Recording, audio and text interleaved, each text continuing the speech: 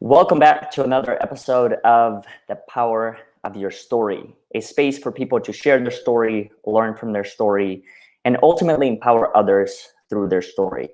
Before we get into today's theme and today's topic, I wanted to make a couple announcements. And the first one is something that I mentioned on the previous episodes, and that is, if you happen to know of anyone living in the state of Texas and you know the circumstances that they've been through, please reach out to them, whatever that looks like, a text, a phone call, email, and even in situations where you might have some tension with that individual, what I would encourage you to do is to maybe put those things aside just for that 5 or 10 minute conversation that you choose to have with them, because it truly has been a difficult set of circumstances for many people. I'm very fortunate to say that I have a group of friends that have been able to help in whatever way that they can, but I also understand that not everyone is privileged and as fortunate as I am. So that's the very first thing. The second thing that I want to mention is this. If you have enjoyed any of the previous episodes and any of the content that we produce, please consider leaving us a review on Facebook, LinkedIn, or wherever other place that you can think of. We exist, I want to say, in pretty much every single platform. And if there isn't a platform that we don't exist on just yet, just let us know. The theme and the topic that I wanted to explore today revolves around bringing another human being into this world. And more importantly, the things that we wanted to discuss, what are the things to consider? How do you particularly deal with pressure, especially when it comes from family and other people surrounding you, when it relates to starting a family and all the other things that come with it. The guest that I wanted to bring on the show, her name is Daniela Galdi. Her and I have been connected for, it's been a while. It feels like a lifetime, but I know it hasn't been that long just yet. It's only been probably a year, maybe even a year and a half. But her and I have had a couple conversations on the Overcoming Odds podcast, and she has a platform of her own called Still Standing, which is a inspirational, motivational type platform, and also focused on empowerment and mental health aspects of it. So if you haven't had a chance to do so, please check it out. And with that said, let's get back to the show.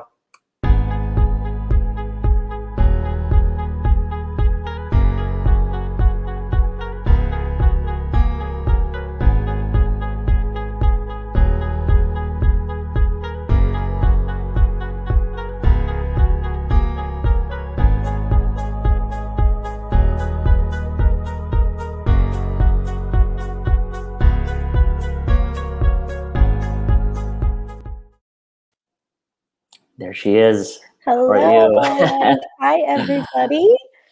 Thank you for that introduction. Absolutely. Absolutely. Thank you for being a part of it. And thank you for choosing to have this conversation. You know, as I mentioned to you, I think this is a important topic to discuss from many different angles. As far as the pressure comes, I know that I've experienced a different set of pressures compared to what you experience as far as actually bringing the child into the world.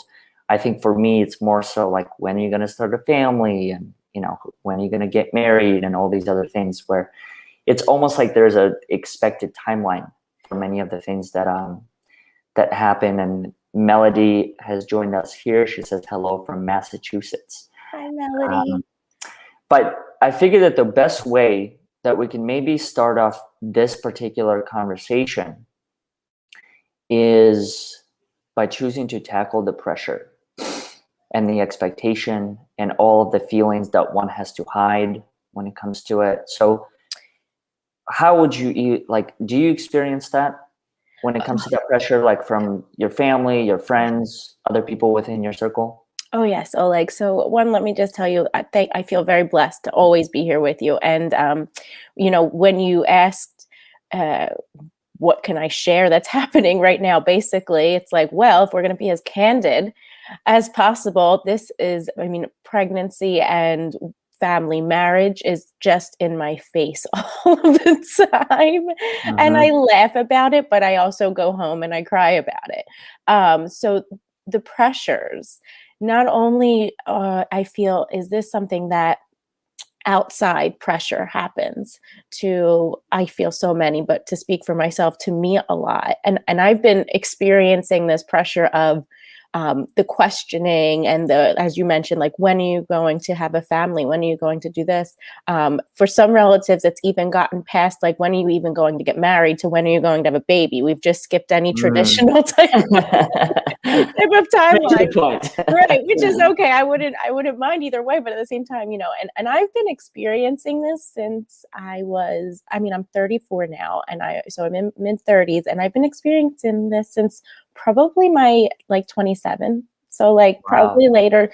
And I have a partner that I've been with for a decade, for 10 years, and so I'm sure people have questions, but the pressures are there on myself. The pressures are there from other people. And then there's the silent pressure where you're now surrounded by people who have families and children, and they don't even know how to talk to you sometimes, but you can feel they maybe want to ask you questions. And I'm an open book. I'd rather people ask me than me have to sit around and just feel this, like, out of place feeling of, like, I feel like you want me to have a baby right now in this moment so that we can connect. And so it's like that silent pressure also gets to you. But then in terms of, like, an internal pressure for me as a woman, I mean, I didn't get the feeling of, like, wanting to have children until I was about 32. It wasn't, I thought it would come sooner. It wasn't there. And it's funny because I always would ask people, what did it feel like when you decided, like, I want to have children, I want to have a family? And it kind of was something that was natural for me. It just kind of switched, and I was like, wow, I see a baby. I want that nurturing needs comes out.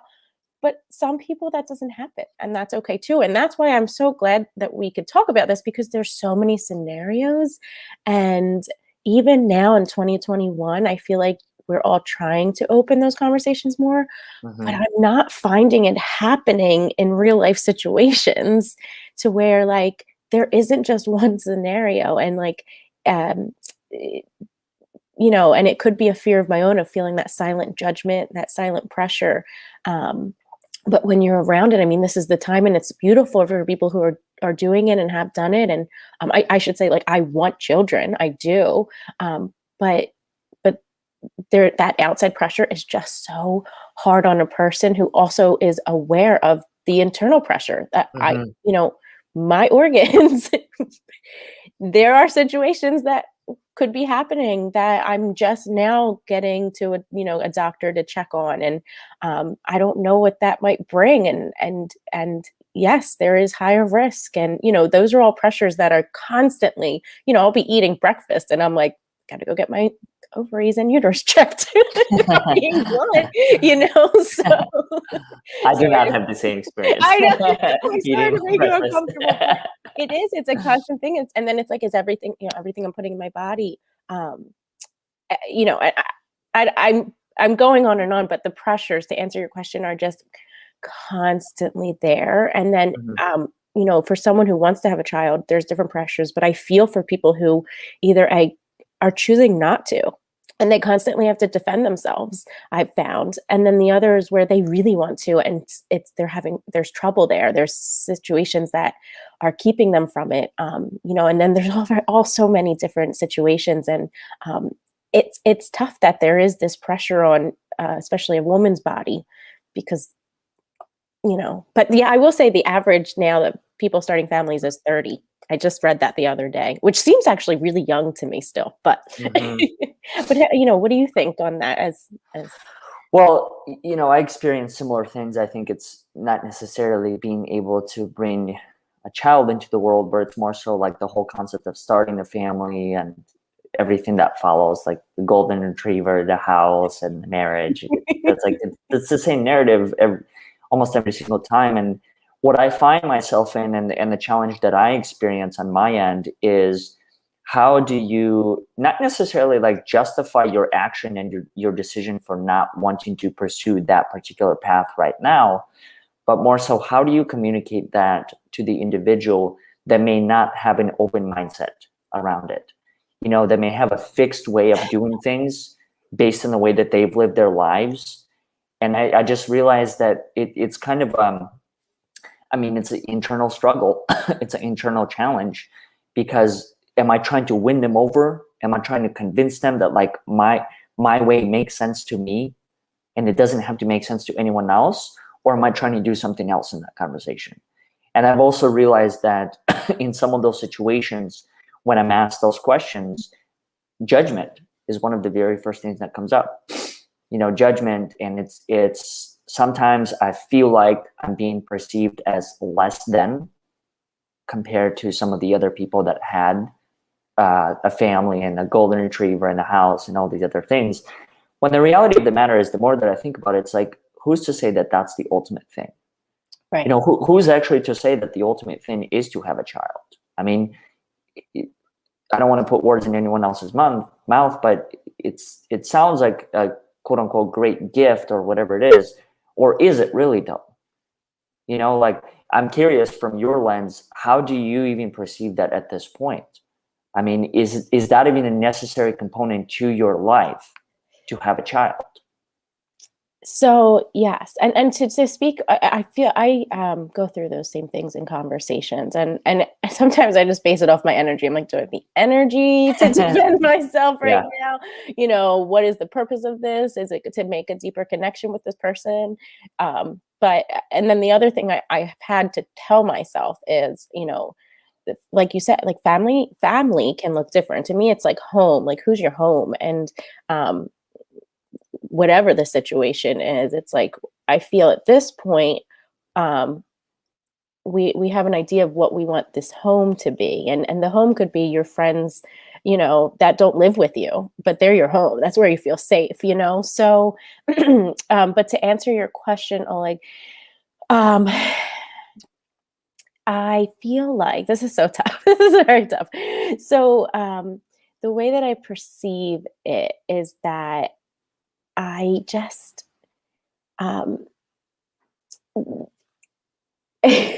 this is such a tough topic. So ask me this question again. Hi, everyone. Sorry, I'm a little nervous. Usually I'm good and like we're ready to go, but like this is all good. It is a difficult question because, I think that part of it is I think part of the reason why it's a difficult question is sometimes this topic is seen as controversial. It's either like, are you pro-life or are you against life? When the reality of the matter is, it's more so about just exploring.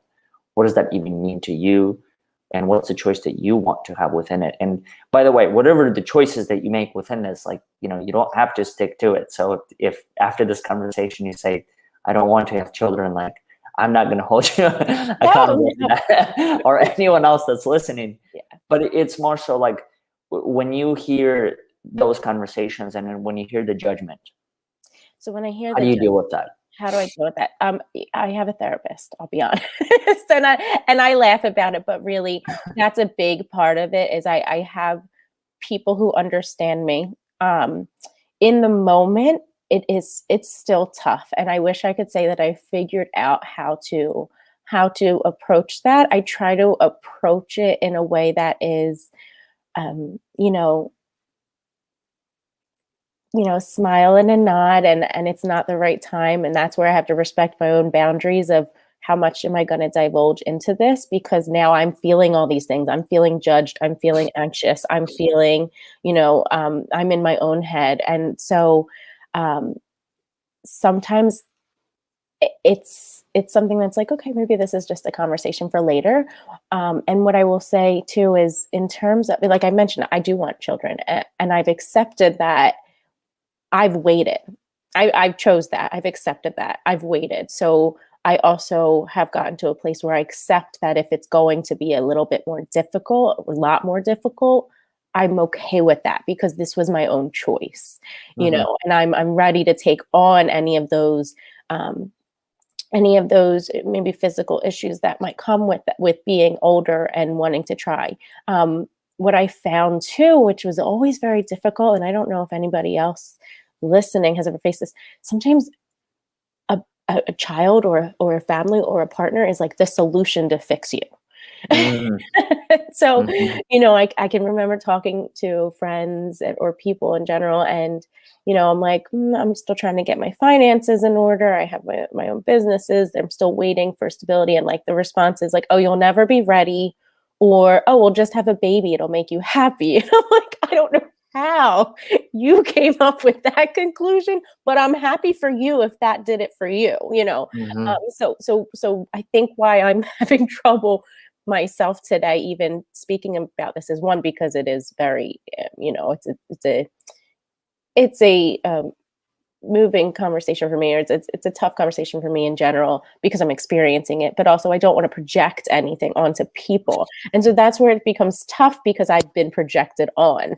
Yeah. And so it's like when you're in that spot, it's uncomfortable. And I almost, with all that you and I both know about being uncomfortable, it's almost like, do we put ourselves in that position so we can better face situations that come up in this realm again, or do we protect ourselves and just this is a personal matter? And I'm getting to Yeah. the point where I am starting to say, it's a personal thing that I'm figuring out on my own.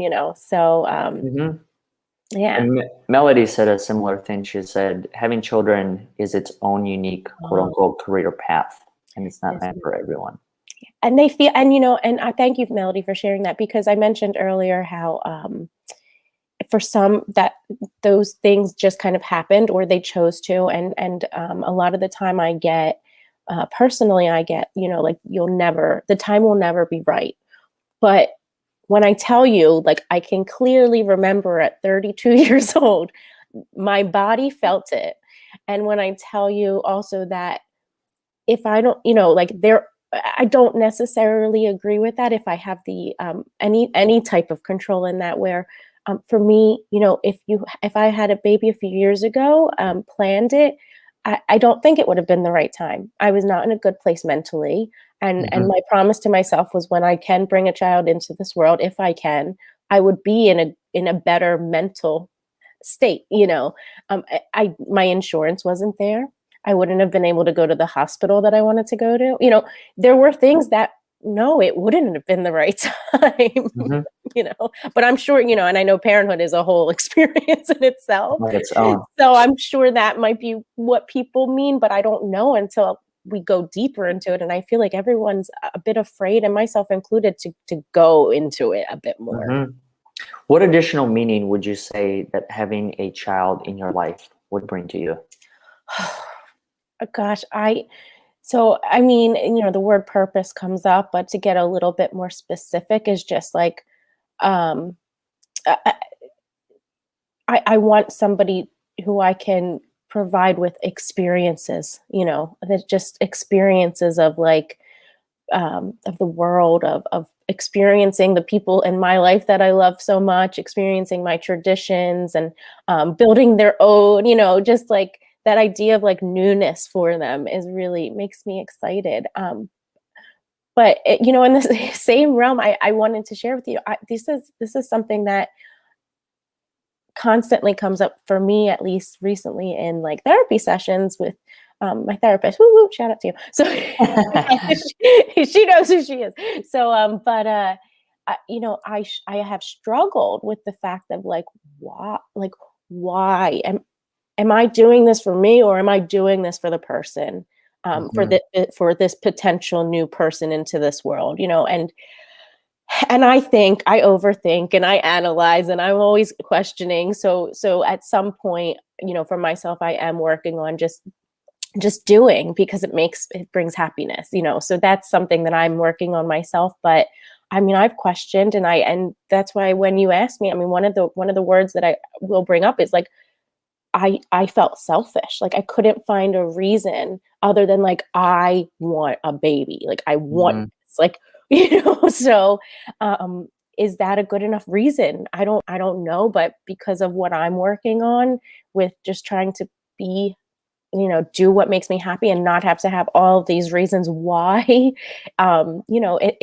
to me, it's okay.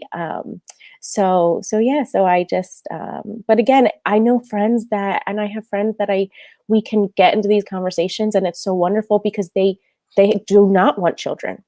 They do not want children now. They are having trouble having children. Like they are fine with being single, and they love that. And they're like, if it happens, it happens. And they have a different perspective for their life. And it's wonderful when everyone can come together, and and that's why I wanted to talk to you about this. Like, come together and just not just say, oh yeah, okay, and like it's kind of implied that you support, but like really support, really be there, and don't, acknowledge in the next conversation that this person doesn't want to have children, and like acknowledge that in the words that you're saying, acknowledge it in the fact that you're not dismissing them, like, oh well, you'll change your mind, like it's up to us to really just be conscious of that for others, because of this topic of family, of home, of future is so sensitive to people. Would you say that that's something that's kind of been like, how do you understand that when it comes to your own family? Is it ingrained or within the nucleus, so to speak, to be able to continue like growing the generation, extending the family name? Mm-hmm. Like, is that, I'm trying to understand this from the perspective of like, because I experienced, similar things, but like, where does that really come from? Where does this whole concept of like the family name must go on or must live on, like, where does that ultimately come from? Is that from years and years and years ago when we were, when some of us were like brought up in those circumstances? And if so, why do we choose to continue? Like, what's the actual importance and the meaning that family name carries? So, and I know you and I have had different family upbringings, right? And so it's different for everyone, I would assume. But for me, I would say that whole idea of the name, I don't know if it's the name. For me, the two things that are very important right now is the tradition, because I've grown up with parents who came from Italy, and we try to keep the traditions alive. When my grandparents passed, and I noticed, it's hard to do, and so to keep those traditions alive with my parents, we try. But I'm nervous. Like, I have a lot of fear. If you can, there's a lot of fear surrounding this. I have a lot of fear that I'm working on, where it's, I don't want those traditions to die out, because I value them so much, and I value I value how close they brought myself and my family and others. And then the other, so I don't know if it's necessarily like the name line, but for me, it is also, I feel the pressure to have a child, because I would so badly want that child to know my parents in that situation. Like, and they're a bit older. And so, I have to be conscious of that things are riskier now. So I don't know if I can speak on the whole idea of like carrying out the name. But I know for me, it's like traditions, and also, carrying out the traditions, and also, experiencing the people that were so influential in my life in some way. I can relate to that. I could see that. I think I probably have similar things where even when it happens with friends or significant others, like wanting them to see the people that have impact and influence your life, your trajectory, and ultimately were the backbone of who you have become. Yes. I think like there's something about wanting to show the origin of where you came from. And I've been wondering, like, why is it like that? And I ran into, rabbit hole where there was just no answer. There's no answer to it all. But there is something within like wanting to show the origin, wanting to show your roots, wanting to show where you come from, and wanting to show who are the people that are partially responsible for the person that you are today. Absolutely. And that's why I mentioned earlier about, the traditional family sense, but the family is the home, and the home can be people who don't live in it. And Yeah. that could be your safe space. And to me, when I hear you say that about going down the rabbit hole and not finding answers, the thing that comes up for me is like, to me that sounds like it's your turn now to create this new. It's your Mhm. turn to create. Like, now is the start of it all through you. Yeah. Um, yeah. Yeah, and I think having also understanding that there is a choice to be made, even in regard to the whole concept of family. I mean, I genuinely believe that yes, there's the family that you're born in, but then there's also the family that you choose. So the people within my life that are quote unquote family are those who are friends, relatives, and everything in between, because those are the people that were really there for me. And if I think, if anything that represents family, it's that. But I'm curious to hear from your lens, how do you view family at this point? What does that even mean to you? So family is very extremely similar to how you have said that. I fortunately, I've been able to grow up with a family, my parents, my sisters that I'm very close with. But all throughout my life, I've always been very close with friends who then their parents would become my family, and then new friends that have come in as I've evolved. And I consider them part of my family. That's something that, again, in like the Italian culture, that I've always loved is, there's no distinction between like second cousin. Like, yes, if you're going through a family tree for like a project, I had to learn like, this is the first cousin, this is the second cousin, but like there's no distinction in that. And I feel like I've taken that with me in terms of my circle of friends, or even you. I consider you my family. A friend that I've known for 20 years was like, who are you speaking to? I was like, my friend Oleg. Like, he's, you don't know Mhm, him. You and I have known each other for 20 years, but like, he is part of my circle. So mhm. that I feel like very similarly to how you explained it, is that family, there's no distinction. It's the people who are there with you, and who I mean, it's more than just doing things for each other. So, but it's those people who you can talk with, you can understand. And yeah, that's how I would explain it as well. How did you figure out who's truly there for you? Whew. Okay. Where do we So start? yeah, of course. It's funny. I had a situation recently that really taught me a good lesson in that, and it brought me to tears, because I think the one expectation was that I've evolved from those who I assumed were there for me, and each feel as I get older and older, each experience helps me to realize the value. Um, God, I don't like that word in this sense, but for lack of a better word right now, just like the value that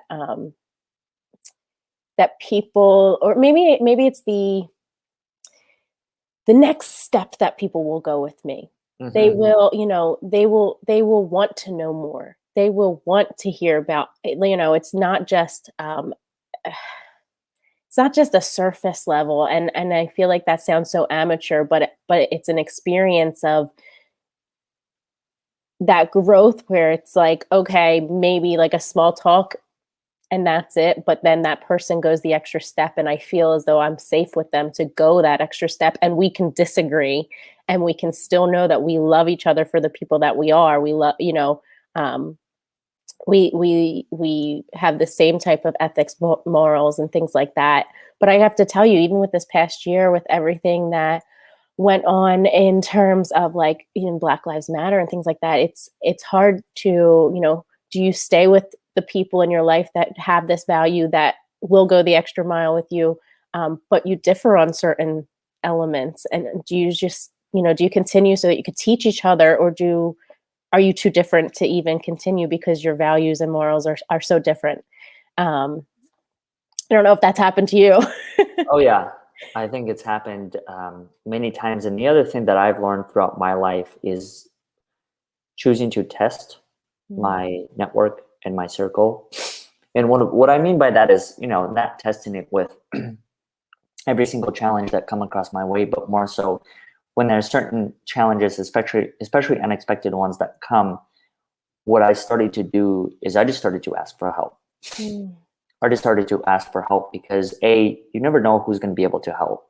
B, if there's any sort of judgment or anything that comes from you choosing to ask for help, well, maybe that's the situation or decision where you make that maybe that person is not meant to be a part of that particular circle. Now, I don't know how you do this particular part, but for me personally speaking, when I started to go through this process, and I literally just started with my phone to go through all the contacts, there were people that they're no longer in my phone, and it's nothing personal. I don't hold any grudges. I don't do anything like that.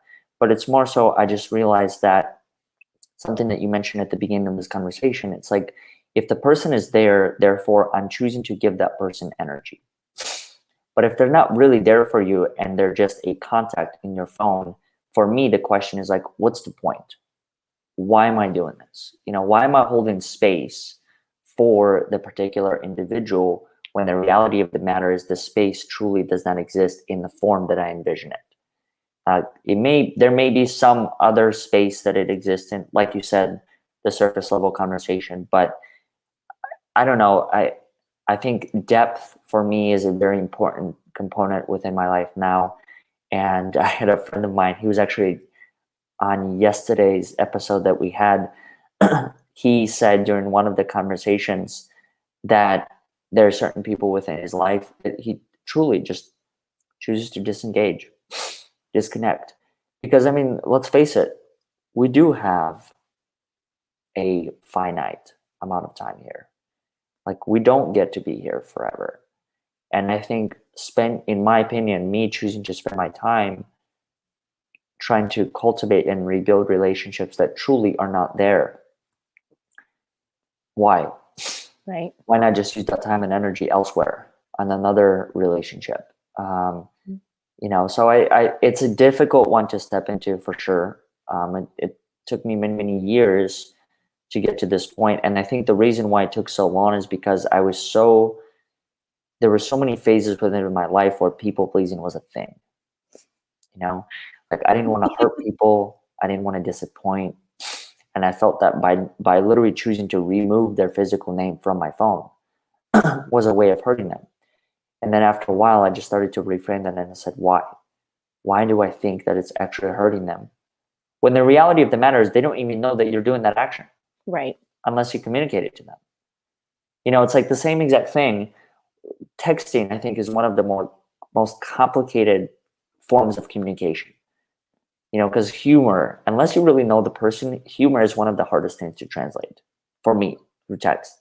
So one person might be laughing on the other side, the other person might be completely pissed because they don't get the joke. So, I think you're very funny. So it's like the same thing, and that's where I think like Melody here said the same exact thing. Depth is a direct impact of values and beliefs shared. And that is something I was actually going to ask you, when you mentioned this whole concept of people choosing to have different beliefs, what is a compromise that you're not willing to make when it comes to that? That by the way, that was a great explanation of everything, and I'm going to use that contact. It's, I mean, in a general sense, it's kindness. If you are not open-minded to the fact that everybody should be treated as a human, and I guess to go a bit deeper, in what I'm realizing now is I can't accept ignorance anymore for my, that's something that's really been I struggle with it in terms of, I'm someone who wants to always see the good and I feel I can assume for you as well, like you want to see the good in someone and things like that. And the idea of ignorance, it's funny because I remember being younger and my sister would always say, you're so ignorant, we'd fight with each other, you're so ignorant. And then finally I looked it up because I was like, I can't always be ignorant, and finally I looked it up and it, it's the definition of it. And I don't know if I'm saying it verbatim, but it's not basically having an unknowingness, an unknowing. So it's harder for me now as I get older to accept the ignorance of even just being in a room and not having a sensitivity of who's around you, or having like an I don't care attitude. It just doesn't sit with me anymore. I think that's a big thing, and in a broad sense, it's the kindness of it. It's the compassion of it. It's the being aware of others' feelings. And if it comes down to that, like if you're not aware of somebody else's feelings, and sometimes it slips up and you don't realize it, Oh yeah. but an acknowledgement after the fact. I mean, these things are just so important to me now. And you think, like, for myself, I think, am I just asking too much? And then you realize that there are people in your life that do exhibit these things, and you're like, no, I'm not. It is Mhm. possible to be a kind, compassionate, aware human being. And I think if anything, it's a practice. It's a practice, yes. Like I think I had a friend of mine recently say this. She said that every single day, it's a practice for her to get up and choose kindness over violence. It's a choice. I mean, and when she said that, I was just like, wow, that is so profound, because it's true. Yeah. Like, I can choose to project violence, or I can choose to project kindness. Even when I might be in the midst of the greatest challenge of my life, I think there's still a choice. And in my opinion, that's something that maybe is forgotten sometimes. The choice. And it's hard. Like, don't get me wrong. Like, I don't get it right every time. Like, sometimes I get sucked into the circumstances, Same. Absolutely. but I think the difference was what you just described, like choosing to take a step back, choosing to acknowledge it for what it is. And then outside of that, an apology. Now, however far that goes, I don't know if that's for us to determine, because I think there's an equal maybe part that the person who's receiving it, like whether they choose to receive it, that's completely up to them. They may reject your apology for being ignorant or not aware, but at the same time, I feel like even that point, like, that's okay, because you truly did the best that you could. I mean, like, what else can you do? You can't go internally within that person and change the wiring of their brain, right? Absolutely. Yep. And you mentioned something too, and it's something I struggle with um in all senses. The word effort comes up for me, of like, is there that effort there? And for me, I'm so used to, again, like the people pleasing, the trying to see the best, the like not, overthinking things, but um is the effort there as well? Like this needs to be a balanced type of situation here in order for it to work. And it's a tough thing, but I think effort is also important there, and acknowledging if you can't put the effort. And then it's up, we've had scenarios, especially in pandemic, where people needed time to themselves, and if that understanding isn't there, where someone needs to step back for themselves, that's big for me. Like, I need that understanding, because there are times where I need to step back for myself, and it Mhm. has nothing to do with the other person. And I would hope that that person is still there and understands when I'm ready to come back. And I think that's a big, that right there is like the effort, in terms of like being able to vocalize it, being able to understand the other side of it. And it's just like that, I'm sure feelings, because they have, for me, feelings come up with that, and being able to take those steps, and to me, that's still effort, even though it's not like exertion Mhm. in that sense, but Mhm. it's effort to try not to put it on yourself, and understand the other person. Mhm. Melody brought up a very good point here. She says none of us get it right every time.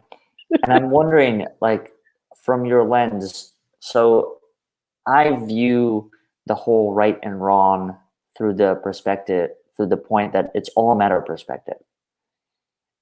It's something that I've been trying to work on as actively as I can, but I genuinely do believe that everyone is right according to the lens that they're seeing it. Right. So you and I can be looking at the same exact thing, and because we have varying perspectives, it doesn't make one right, the other one wrong. It just is.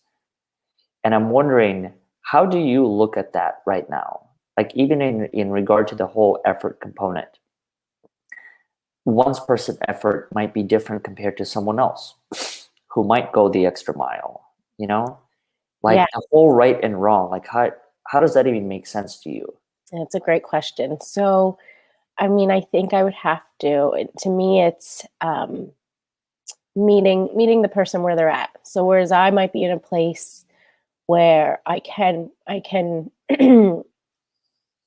be in this my perspective of my perfect friend, like that, and I'm quoting perfect because again, but I think it's being able to meet the person where they're at. Excuse me, being able to meet the person where they're at, and again, it's going into that depth of if we're not in the space where we can feel safe to go into those deeper Mhm. places, are we able to actually then recognize where one another, where one of us, where we are at with it in, Mhm.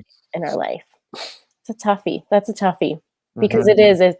it's the perspective of it all. But I think the openness has to be there in order for us to grow and set aside our own personal judgments, or being able to vocalize that our own personal judgments to each other, like, this is how I'm feeling right now, and like, am I true in that? Is that how you're feeling as well? Mhm. Excuse Is it important for you to be right? me. Should we go ask my partner? um it's a hard thing. It is I have to check myself at times to be like, my way is not the only way. My way, even though I think it comes from a place of love, as best as I can try to make that happen, I do have to check myself. My way is not the only way. But I have from a young age prided myself in the fact that if I'm wrong, I will admit that. I'm not Mm. I am okay to say, "Oh, you know what? I made a mistake." I'm 100%. I don't know. I feel like it happened in like a dance class when I was younger, and we had to learn how to own up to something. I don't know, but um, I am. I make sure to check myself to understand both of those things. Okay, Dion, not everything is the way you see it, and also on the other side of that, like, were you wrong, and were you not open in this situation, I should say, or Mhm. if it was facts, were your facts incorrect, or so just being able to own it up, because I feel like I learned from that. I learned, and Mhm. then it goes back to the depth of in a relationship. It's just going to hopefully bring us closer, and if not, it might disconnect us, but it was our time to disconnect. How do you gauge that? How do you gauge whether or not a relationship has depth? I And and the other question is like, how far are you willing to go to develop that depth? I think it's circumstantial in the sense of where I'm at. I do. I think I do believe, I feel like we do have different levels with people, and I believe, again, excuse me, going back to like our energy. Like, Mhm. do I have the energy to bring more people into my life? I might really want to bring this person into my life, but right now I'm not at that capacity to do it. Um, so an energy is a big thing, and then also I go off my feelings a lot, my intuition of like, what do I feel around this person, and I try to consider, where they're at too. If they're having a bad day, I'm not going to, hold that against them, but it's still, the feeling goes past that. So yeah, to answer your question, I think it would have to be like an energy thing, where I'm at with myself. I mean, I really believe we have the power to kind of like put things on hold if we need some time for ourselves and then jump back into it. I believe this even with like business. Like, if you're so inundated, great, but like, we have the power to be like, okay, I need like a couple weeks to just focus on my current clients. And then it's like, oh, you're Mhm. all right. Business can slow for a little bit. And then, all right, I'm in a better place now. Now let's bring on more people, So so I think it has to be where I'm at with that. Yeah, I think having that recharge and the ability to take a step back. Right. I'm learning that as we speak, and I don't get it right every time, but and I think part of that is because everything that I'm doing, it's just become so a part of who I am. And so choosing to let go and step away from it, it's almost as if you're stepping away from an aspect of who you are. I am trying to separate like self in that moment. And I think that's the challenge, is choosing to do something. And I've literally sometimes have to force myself to do something that's not quote unquote work related, but like, I don't view this as work.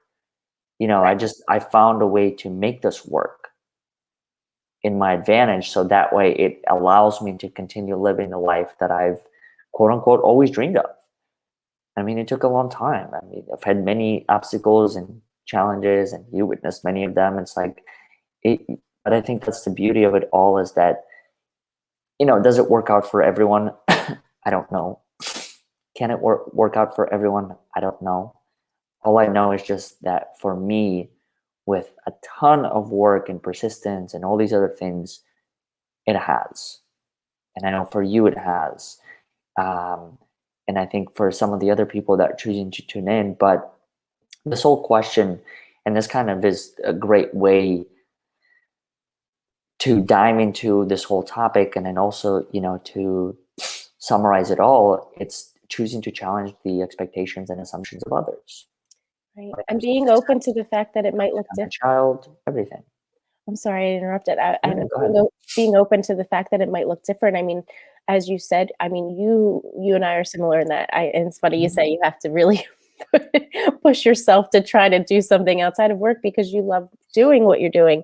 But it can look different from the expectations, even someone's personal expectations, and I encourage people to, and myself and you, to be open to that idea, because I've always seen myself in my head. Someone said to me the other day, "Why did you always want to be famous?" And I said, because I wanted to have a platform where I could speak about things, and I wanted to do things like this. And then I was like, wait a second. We have so many platforms that, I don't need to get to that A-list or, position. Right. And so it's the same when it comes to this decision of where are you at when it comes to what family means to you, what it looks like to, bring children into the world or not bring children into the world. It looks different for everybody. And it's just, I'm glad you brought that up, because it's such a great reminder of whoever needs to hear it right now, that it can look different for everyone. At the end of the day, what would you say you constantly seek for and go after? I laugh when I'm nervous. If you have what do I seek? Oh, gosh, it's. Well, can it be a 2-word answer? It can be 20, whichever you choose. It's peace. I think it's like peace and fulfillment, and I feel like those happen when they work together. Mm-hmm. And it's funny because for a long time, fulfillment to me was always associated with career and money, and I've been trying to rework that, because fulfillment to me is just the peace of being able to sit here in my bedroom and talk to you and everybody else, and that brings me peace, and it's that it brings me fulfillment, and I finding the way that those two can really complement each other in all my experiences. That would be my right now answer. Mm-hmm. Now, you do a lot of this work with people, right? Around these concepts of fulfillment and peace. I know that you do a lot of like workshops and different things like that, right? Yes. Yeah. Through Still Standing Together, we definitely are trying to really make sure that, I personally on my end, I'm observing what people are experiencing right now and could possibly need some support on. And that's where the support groups and workshops come in.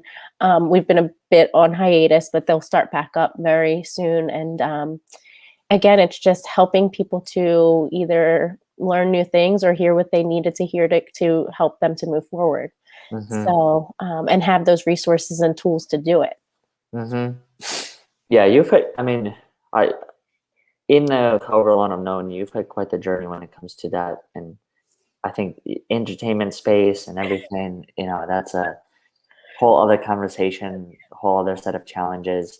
What would you say is the main difference as far as when people are searching for you and trying to connect between Still Standing and then your personal site that people are able to see on the bottom? Oh, absolutely. So DanielaGaldi.com is where you'll find everything about my professional background and a bit more about me.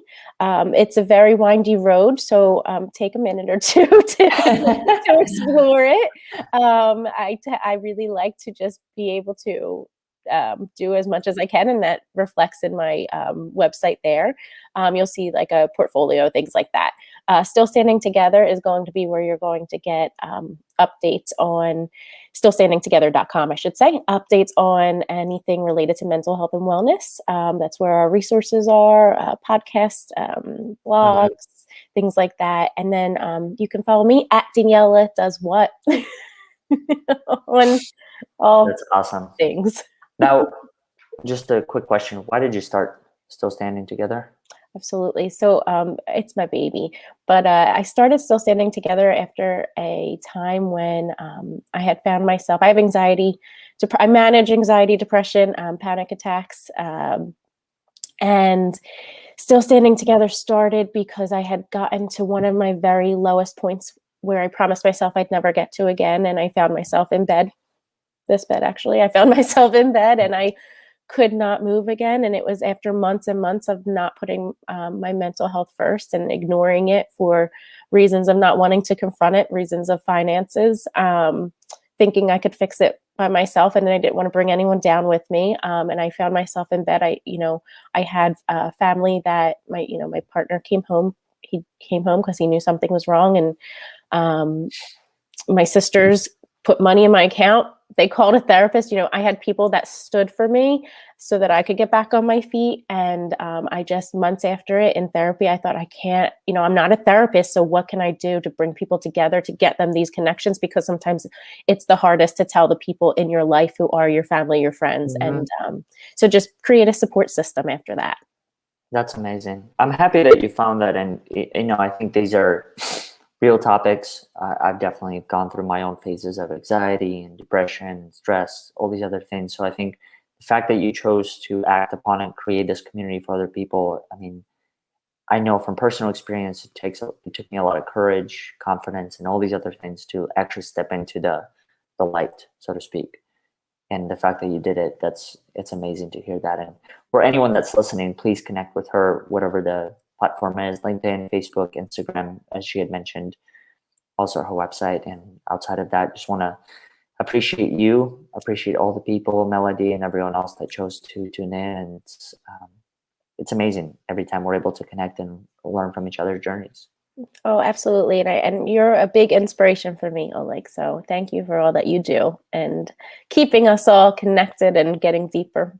No, thank you. I appreciate it so much. And you.